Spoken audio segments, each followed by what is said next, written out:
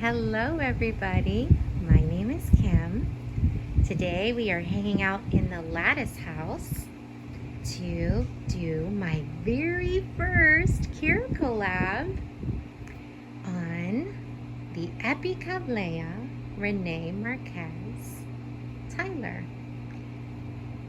I'm so excited. This is my very first CareCollab. I just want to give a really quick shout out to Ninja Orchids for being so kind and welcoming and allowing me to participate in this CareCollab. Like I said, it's my first one. I'm so excited. All right, so before we get started, I want to talk about the other participating channels. We have Dee Dee Blooms, Karen's Orchids, Michelle's Life on Repeat, Ninja Orchids, Orchids 365, The Orchid Saga, and Stephen's Orchids. Okay, so go check out their channels, see how they grow their Rene Marques Epicattleya's, and yeah, get some more information. They have lots of great information on this plant. Okay, so to start off with, let's talk about the plant's parentage. So this plant is a hybrid between Pseudoepidendrum. Now I say Pseudoepidendrum because when I look at the name of it, it doesn't have an O. I want to say Pseudoepidendrum, and maybe that's what it's supposed to be, and I'm probably just not pronouncing it correctly, but I don't see an O in the name, so it kind of threw me off, right? So Pseudoepidendrum, and then crossed with Cattleya claysiana. Claysiana has Cattleya intermedia and Cattleya lodogesiae. Okay, now both of those are bifoliate cattleyas, and they come from the Atlantic coastal area in South America, specifically Brazil, Paraguay, and Argentina for the lodogesiae, and Brazil for the intermedia. All right, so I don't have all of those parents. Before we take a look at my Epicattleya Rene Marques, but I do have the intermedia. I have Cattleya intermedia. So let's head on over here just so you can get an idea of this Cattleya. I would say it's probably a medium or standard size Cattleya. This is Cattleya intermedia orlata. And I can't say that this is the variety that was used to make the Epicattleya Rene Marques, but I just wanted to give you an idea of the plant, just the general idea of the size. It's a bifoliate Cattleya. Okay, so let's head on over. My Epicattleya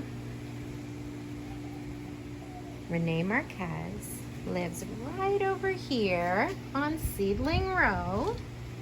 This is where all the decent sized seedlings hang out. The babies hang out in my nursery. Plant nursery, that is. But this one hangs out right here. Seedling Row. There she is. Okay, so before we pick her up and take a look at her, let's talk about the environment. So I live in a subtropical environment most of the year, except for the winter. We have really great humidity. Humidity drops down during the winter, but during the spring, summer, and fall, we have great humidity. And we can see that she's behind this lattice. Okay, so that means she gets dappled light from about noon on, because this is a west-facing side of the house. So from about noon on, there's direct sunlight coming through this lattice. Okay, so it's dappled light, it's direct light that's moving. That's the beauty of putting lattice up, because the plants do get some direct light, but the light keeps moving. So it doesn't stay in that one spot for a really long time and burn, because as the sun moves, where the light is hitting the plant moves.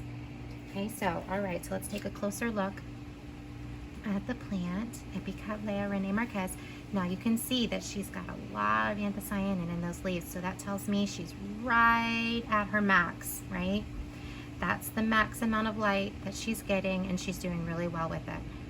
There's no burning, but she's getting lots of light. So as she grows up, I'm hoping she'll give me lots of good blooms. She's getting really good light. All right, now this plant stopped growing over the winter time. Okay, so a lot of my Cattleya types, they actually keep growing throughout the winter. But this one took a break. This one definitely has seasons. It grows and grows and grows, and then during the winter it took a break. Okay, so now when I purchased this plant, it came in one of Carmela Orchids boxes. I don't know if you've ever ordered from Carmela Orchids before, but you can get big variety boxes, like wholesale boxes, and this came in one of those. It came with just those two little canes. I'm calling them canes instead of pseudobulbs because they're so slender, so slim. But just those two little ones right in the middle, that's all it came with. It was the teeniest, tiniest little thing. And I thought, oh boy, we'll see if this one makes it. It's so little. But then it grew two more. Okay, so that was 1 year's growth. Those two larger canes. Okay, and there's not a lot happening yet. I don't know if we can get down in there. I may have to set it down so I can hit the focus. Let's try to focus right in there. Yeah, there we go. I don't know if you can see it on the video, but there are just the teeniest, tiniest beginnings of little tiny root nubbins, and the eyes are just starting to look like they might decide to wake up a little bit. Okay, so I don't know, right in there. Right, oh my big finger, let's get that out of there. Right in there, we have a little root nubbin. Oh, and we have a springtail. Okay.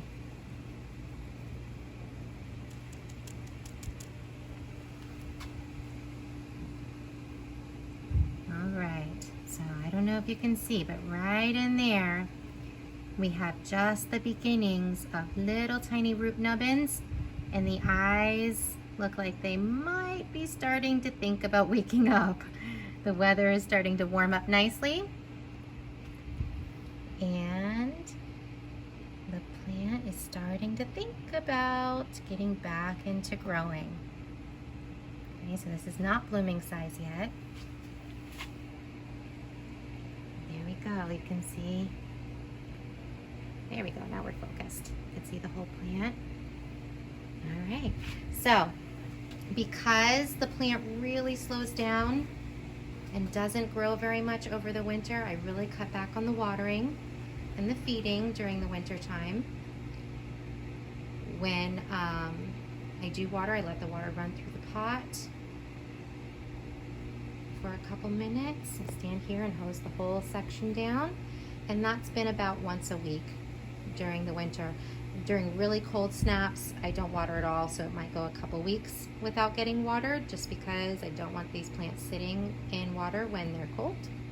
Okay, so, but once the plant starts growing again, I just use my standard 20-20-20 Jack's fertilizer, and I supplement with cow mag, both at half strength for my outdoor Cattleyas, my outdoor Cattleya hybrids, and that is once a week. Okay, so be really careful. If you're not sure about the fertilizer, definitely I would err on the side of caution and go quarter strength. During the summertime, I water these plants almost every single day because it is so hot in my environment. So by the time I start fertilizing with half strength during the summer, they're getting flushed in between every single day. So just to be on the safe side, if you're not watering that much and you're not growing outside, I would definitely do quarter strength. Okay, yeah, because I grow outside and I water very frequently during the hot months of summer, that's why I bump it up to half strength. But when I'm not watering that much, I do quarter strength. All right, so there she is, Epicattleya, Rene Marques. And looking forward to some gorgeous blooms. If you are interested in getting one of these, I did look on Carmela Orchid's website, and they do still have some. So if you're curious about this plant or you would like to get one and you're in the United States, Carmela Orchids does have some online. All right, that's it, everybody. Thank you so much for watching. Hope to see you soon.